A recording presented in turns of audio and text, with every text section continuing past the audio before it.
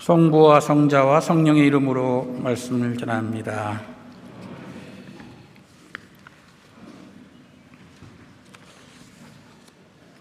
설교를 시작할 때에 통상 성부와 성자와 성령의 이름으로라고 하는 성호경으로 시작을 합니다. 오늘 시편의 말씀으로 시작할 수도 있는데요. 내 바위요 내 구원자이신 주여, 내 생각과 내 말이 언제나 당신 마음에 들게 하소서, 이렇게 할 수 있습니다. 제가 말씀을 풀어서 전하는 이유도, 또 여러분이 말씀을 경청하는 이유도 모두 다 우리 생각과 말이 언제나 주님께서 기뻐하시는 수준이 되기 위해서입니다.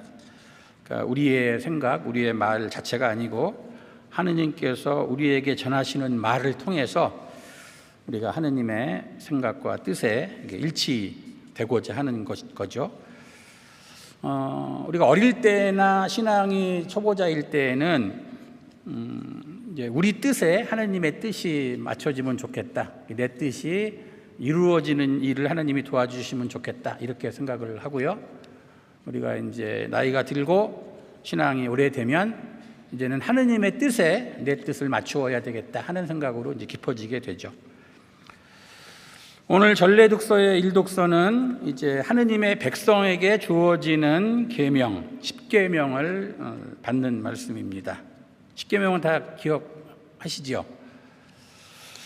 시편은 하느님께서 이 자연을 통해서도 영광을 드러내시고 또 사람들에게는 특별히 말씀, 율법을 주셔서 사람들을 바른 길로 인도하신다 하는 것을 찬양합니다. 이 독서는 우리의 복음이 유다인들은 기적을 구하고 그리스인은 지혜를 구하지만 우리의 복음은 예수 그리스도의 십자가를 전할 따름이다. 십자가야말로 하느님의 능력이고 지혜이다. 십자가를 통해서 하느님의 사랑과 진리를 우리가 알게 된다, 이렇게 전하고 있습니다. 오늘 복음 성경은 이제 요한복음의 말씀으로 예수님께서 성전을 정화하신 사건을 전해 줍니다. 아시는 대로 예수님 당시의 사람들은 하느님을 안 믿은 것이 아니에요. 하나님을 열심히 믿었고 그 신앙생활을 철저하게 율법을 지키는 일, 또 성전에서 제사를 바치는 일, 율법 준수와 성전 제사 두 가지를 중심으로 해서 신앙생활을 했습니다. 근데 예수님께서 새롭게 이제 하느님 나라를 전하셨는데, 왜냐하면 그렇게 철저하게 지킨 율법 준수, 성전 제사가 열매가 별로 없는 거죠. 그러니까 이스라엘 백성이 보다 더 정말로 거룩한 하느님의 백성으로 살지를 못하고 또 그 안에서 더더욱이 이제 가난하고 약한 사람들이 행복하지가 않았던 거죠. 그래서 예수님은 공생애 동안에 내내 그 율법을 지켜야 하느님의 구원을 받는다라고 내세운 바리사이파 사람들과 율법학자들, 이들과 이제 충돌이 잦았습니다. 주로는 안식일을 어떻게 지키는가 하는 거에 논쟁을 통해서 그것이 이제 전해지죠. 그리고 이제 성전 제사를 잘 드려야 이제 구원을 받는다고 주장한 사두가이파와 제사장들과도 이제 충돌이 있었는데요. 이것이 단적으로 이 성전 정화 사건으로 전해집니다. 그리고 이 안식일 논쟁, 이 성전 정화 사건, 이것이 사실은 예수님이 십자가에 처형당하시게 되는 중요한 이유가 되게 됩니다. 이 성전 정화 사건은 모든 복음서가 다 전하고 있는데요. 요한복음이 전하는 성전 정화 사건은 좀 초점이 다릅니다. 아시는 대로 이제 이 성전 정화라고 표현되는 사건은 성전을 중심으로 이제 제사가 이루어지는데 그 제물을 이제 멀리서 가져올 수가 없잖아요. 그리고 그 제물이 흠없는 제물이어야 되는데, 그러니까 그 제사장들이 미리 그 성전 가까이에서 제물을 구할 수 있도록 제도를 만들어서 이제 장사하는 사람들과 결탁을 한 거죠. 그리고 성전에 바쳐지는 돈은 이제 그 로마 황제가 그려진 동전을 바칠 수가 없으니까 성전에서만 쓰이는 돈으로 환전을 하도록 이렇게 돼 있어서 그것들을 통해서 그 성전 제사를 맡은 이들이 이제 부당한 이익을 취했다고 하는 거죠. 그래서 사람들을 이렇게 착취하는 형태를 보이게 된 것, 그것에 대한 비판입니다. 그래서 만민이 기도하는 집을 강도의 소굴로 만들었구나 이렇게 탄식하시고, 결론적으로는 이 성전이 하느님의 백성을 온전히 하느님의 백성으로 길러내지 못한다고 하면 마치 열매 없는 무화과 나무와 같아서 무화과 나무가 이제 말라버리듯이 성전을 중심으로 한 이 체제가 무너지고 말 것이다 이렇게 이제 경고를 하십니다. 근데 오늘의 요한복음은 이제 그 일에다가 좀 더 깊은 해석을 덧붙입니다. 만민이 기도하는 집인데 그 만민이 기도하는 집은 사실은 예수님께는 내 아버지의 집으로 표현됩니다. 내 아버지의 집을 장사하는 집으로 만들었다 이렇게 분노를 하시고요. 그 예수님을 본 제자들은 하느님의 집을 아끼는 열정이 나를 불사르리이다 하신 시편 말씀이 떠올랐다고 전하게 됩니다. 그리고 당신이 무슨 권한으로 이렇게 성전 체제를 비판하는 거요? 유다인들이 물었을 때에 예수님이 이제 상징적인 말씀을 하시는 거죠. 이 성전을 허물어라. 내가 사흘 안에 다시 세우겠다. 근데 예수님의 부활을 체험한 제자들은 이제 이 말씀을 통해서 예수님의 몸이 이제 부활하신 몸, 예수님의 부활하신 몸이 곧 새로운 성전이다 하는 말씀으로 깨닫게 되었다고 하는 것입니다. 안식일과 성전은 이제 오늘날 우리에게도 여전히 중요한데요. 오늘은 안식일을 이제 주님의 날로 바꾸어서 지키는데 하느님께서 우리와 함께 해주시는 것을 누리는 시간입니다. 하느님의 임재를 누리기 위해서 구분된 시간. 그래서 오늘은 안식일을 주일로 지키고 있고요. 또 이 성전은 하나님을 만나는 자리죠. 하나님께서 함께 해주시는 자리로 구분된 공간입니다. 그래서 오늘은 주님의 날에 지금 이 성전에 모여서 감사 성찬예를 봉헌하고 있는 것이지요. 근데 이제 예수님을 통해서 이 옛 계약에서 약속되었던 안식일과 성전, 곧 율법과 제사라고 하는 것이 이제 예수님을 통해서 새롭게 변화된 의미를 가지게 되었다 하는 것이 이제 우리들의 신앙입니다. 예전에는 그 예루살렘에 이제 성전이 있었죠. 원래 성전의 기원은 그 성소이죠. 하나님을 만나는 자리, 거룩한 곳, 그 성소인데 그 출애굽 사건 이전에는 이제 성소가 곳곳에 있었습니다. 하나님을 경험하게 되는 자리, 베델, 세겜, 여러 가지 이제 있었는데요. 근데 출애굽 사건을 통해서 이스라엘 백성을 이끌어내신 하느님께서 이스라엘 백성과 함께 하시는 곳이 이제 성막의 형태로 주어진 거죠. 그래서 성막에서 모세를 만나 주시고 모세에게 말씀을 전하시고 하게 됐고, 근데 성막이 이제 발전해서 이제 성전이 된 거죠. 솔로몬이 성전을 건축해서 이제 봉헌을 하고, 그 성전 안에는 이제 지성소가 있고 지성소 안에 언약궤, 법궤가 있습니다. 법궤 안에 십계명을 새겨진 돌판, 아론의 지팡이, 만나를 담은 항아리, 이것들을 담아서 이제 주님의 임재를 나타나게 되었다고 하는 거죠. 그런 것들인데 이제는 이제 그런 시대는 이제 아니지요. 그래서 우리는 새롭게 하나님의 임재를 누려야 되는데 그것이 어떻게 가능한가 하는 겁니다. 근데 이제 16세기에 중세 교회를 이제 개혁하려는 시도가 종교 개혁이라는 이름으로 일어났는데, 이때에 이 예수님의 성전 정화 사건을 근거로 삼아서 이제는 성전에서 드리는 제사가 필요 없게 되었다. 성전에서 드리는 제사는 잘못된 것이다. 이렇게 이제 주장하는 교파들도 생겨났습니다. 주로 이제 개혁교회, 장로교 계통의 교회들이 이런 이제 주장을 하면서 이제는 율법의 제사를 대신해서 이제 말씀 중심으로 은총의 예배를 드려야 한다. 이렇게 주장을 합니다. 그래서 이제 오래되신 우리 성공회 교우들은 당연히 우리가 드리는 이 성찬례를 잘 이제 이해를 하실 수 있는데, 다른 교회에서 오신 분들은 제일 이렇게 약간 불편한 것이 이제 이 예배 형식입니다. 이 예배 형식이 이른바 우리는 제사를 드리는 거죠. 이게 지금 성찬의 제사입니다. 근데 그 전에 가졌던 선입견이 제사는 이제 구약 시대로 폐지된 것이다, 이런 이해를 은연중에 가지기 때문에 좀 불편한데 하는 느낌을 가질 수도 있습니다. 그러나 우리 성공회는 당연히 이제 16세기 그 종교개혁의 경험을 이제 공유를 하지만, 예수님께서 율법을 폐하신 것이 아니고 사실 완성하신 것이다, 이제 그렇게 해석을 하듯이 구약의 제사를 폐지하신 것이 아니라 완성하셨다고 믿는 거죠. 그래서 이제 교회가 16세기에 시작된 게 아니고 사도들로부터 시작되어서 이어져 온 거잖아요. 그러니까 이제 사도들 입장에서 예수님이 십자가에 죽으시고 부활하셔서 하나님 오른편으로 이제 승천을 하셨는데, 이제 어떻게 제자들과 함께하는 것을 우리가 경험하겠는가 할 때 바로 이 말씀의 전례, 성찬의 전례를 통해서 예수님이 해주신 구원의 일들을 이제 기억하게 되었던 거죠.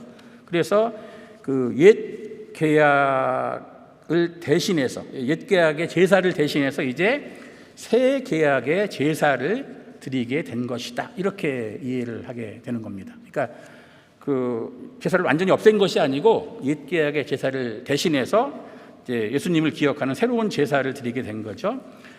근데 새로운 그 제사의 내용은 그 이제 옛 계약의 제사는 계속해서 반복해서 제물을 마련해서 그 제물을 제사장을 통해서 반복적으로 이제 하나님께 드려서 죄를 용서받는다라고 하는 것이었는데, 예수님께서는 당신 자신을 단 한 번 제물로 삼으셔서 하나님께 드리시고, 당신 자신이 대제사장으로서 그 단 한 번의 제사를 온전히 바치셔서 하나님과 인간 사이에 필요한 죄의 용서라고 하는 것은 그것으로 이루어졌다고 하는 것입니다. 다시는 그 제사를 반복할 필요 없이 그 단 한 번의 제사로 우리 죄의 용서가 이루어졌다 하는 것입니다. 그러니까 같은 제사를 하더라도 이제 그 목적이 달라진 거죠. 옛날의 제사는 계속해서 죄를 용서받기 위한 제사인데, 이제 새로운 제사는 단 한 번 이루어진 그 죄의 용서를 통해서 그 다음을 어떻게 살아갈 것인가 하는 것이 이제 중요해지는, 그러니까 말하자면 진도가 나간 그러한 제사입니다. 이제 실제로 그 옛 계약에 따라 드리는 성전의 제사는 예루살렘의 성전이 주후 70년에 로마 군대에 의해서 파괴가 됐기 때문에 이제 멈추게 되었습니다. 그리고 교회는 예수님이 세워주신 새로운 제사를 드리게 된 거죠. 그래서 이제 잠시 후에 우리가 성찬 기도를 드리게 되는데, 성찬 기도에서 이렇게 표현합니다. 그리스도께서는 우리의 구원을 위하여 십자가에 달리시고 세상의 죄를 없애기 위하여 자신의 몸을 단 한 번 온전한 희생 제물로 드리셨나이다. 또한 그 고귀한 죽음을 기념하도록 성찬의 제사를 세우시고 다시 오실 때까지 이를 행하라 하셨나이다. 이렇게 이제 성찬 기도를 시작합니다. 이 성찬의 제사가 바로 지금 우리가 드리는 이 감사 성찬례인 거죠. 그래서 예수님의 이제 몸을 이룬 우리 교회 공동체가 예수님의 몸과 피를 먹고 마시면서, 예수님의 살과 피를 먹고 마시면서 단 한 번 행해진 그 희생과 사랑의 제사를 다시 기념하는 것이 이제 우리의 성찬례입니다. 그래서 어떤 분들은 이제 우리 감사 성찬례가 이렇게 형식을 가진 예배이기 때문에 이제 이렇게 역동성이 좀 떨어지는 것 아니냐, 이렇게 걱정을 하는 분들도 종종 있습니다. 근데 이제 이 형식을 가졌다고 하는 것은 사실은 나쁜 일이 아니고 좋은 일입니다. 왜냐하면 이 형식이 이제 폼인데, 이 형식을 가진 이유는, 이 성찬례가 형식을 갖추는 이유는 이 성찬례에 참여하는 우리들이 새롭게 우리의 신앙을 계속 형성해 가려고 하는 이유 때문입니다. 그러니까 폼을 통해서 포메이션이 되는 거죠. 근데 이제 피해야 되는 것은 이 감사 성찬례가 그냥 의례적이고 형식적이 되는 것. 이건 정말 피해야 됩니다.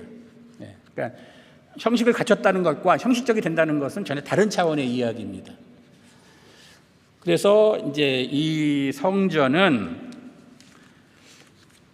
이 공간, 이제 우리 대성당만 해도 이 뭐 대한민국에서 손꼽는 아름다운 성전이죠. 근데 이 성전이 단순히 이렇게 외형적인 아름다움 때문에 성전인가? 그렇지 않습니다. 바로 이 감사 성찬례가 매주일 봉헌되기 때문에 이곳이 성전입니다. 그러니까 성전이라고 하는 뜻은 단순히 이 건물을 말하는 것이 아니에요. 이 건물과 함께 우리 교우들의 신앙 공동체가 성찬례를 드리기 때문에, 그리고 이 성찬례를 드리는 우리 교우님들은 단순히 개개인들이 아닙니다. 함께 부활하신 예수님의 몸을 이루고 있는 교회 공동체의 일원이죠. 그래서 세례를 받은 모든 사람들은 함께 그리스도의 몸을 이루고 있다 하는 것이 제일 중요합니다. 세례를 통해서 교회의 몸을 이루는 사람들이 이제 이 감사 성찬례를 통해서 우리 자신을 하느님께 봉헌하는 겁니다. 근데 우리의 능력으로, 우리의 자격으로 봉헌하는 게 아니죠. 예수 그리스도를 통해서, 이 제단이, 그래서 제대가 예수 그리스도를 상징하게 됩니다. 이 제대를 통해서, 예수 그리스도를 통해서 우리를 하느님께 봉헌하시면 하느님께서 그것을 기쁘게 받으시고 우리가 예수님과 마찬가지로 하나님의 자녀가 되었다고 하는 것을 기뻐하시면서 받아주시는 거죠. 그리고 우리가 드린 우리의 봉헌, 이제 우리가 드리는 봉헌이 늘 말씀드리지만 저 제대 옆에서 나온 게 아니고 여러분들이 드린 면병과 포도주가 여러분을 상징하는 것입니다. 여러분을 대표하는 것입니다. 우리를 바친 것을 이 제대에서 축성을 해서 거룩하게 변화시켜서 다시금 우리에게 먹여주시는 거죠. 그래서 처음에 이 성당에 들어오셨을 때의 여러분과 변화된 주님의 몸과 피를 먹고 마시면서 세상으로 나가는 여러분은 이제 달라지신 겁니다.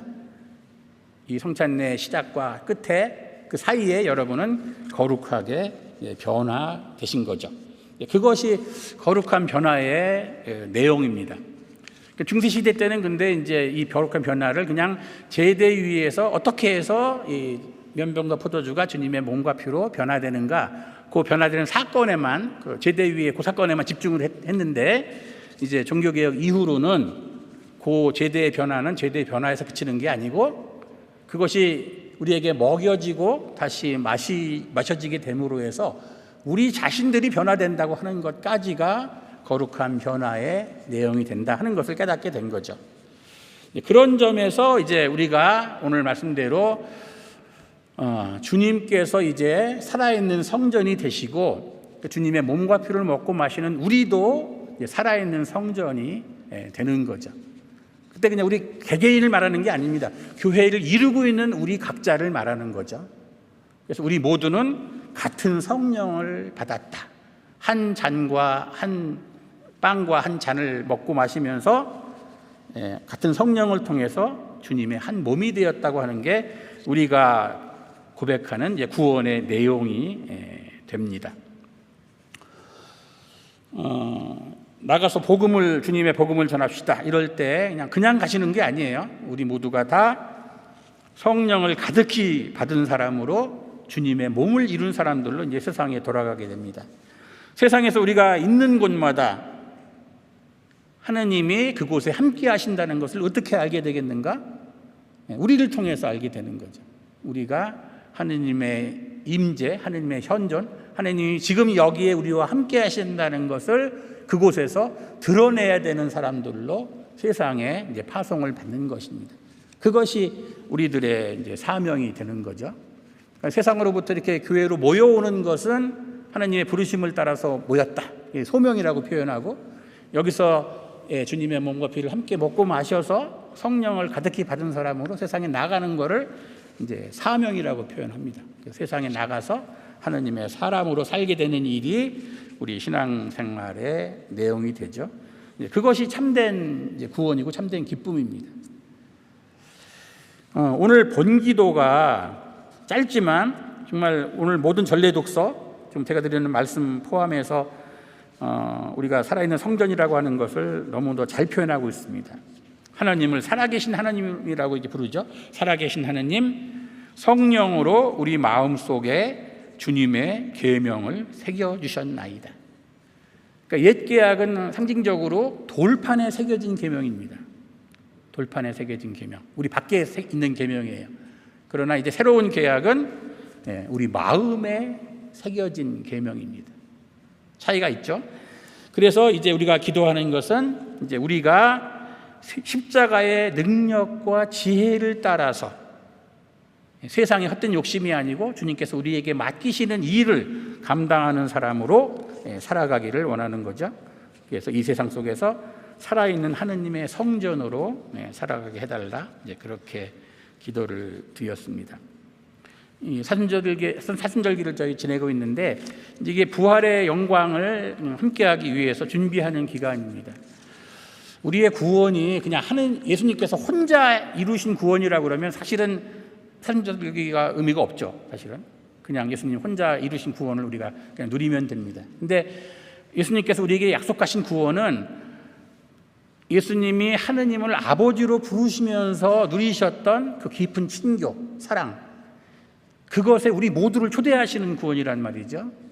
그것을 위해서 우리가 신앙생활을 할 때에 예수님과 마찬가지로 이 십자가의 길을 함께 걸어서 십자가의 능력과 지혜를 구해서 우리가 하나님과 하나가 된다고 하는 것, 그것이 우리들의 구원입니다. 남은 사순절기도 이렇게 우리 자신이 살아있는 하나님의 성전이 되어가는 과정을 위해서 모든 노력을 기울여 주시기를 바랍니다. 성부와 성자와 성령의 이름으로 말씀을 전했습니다.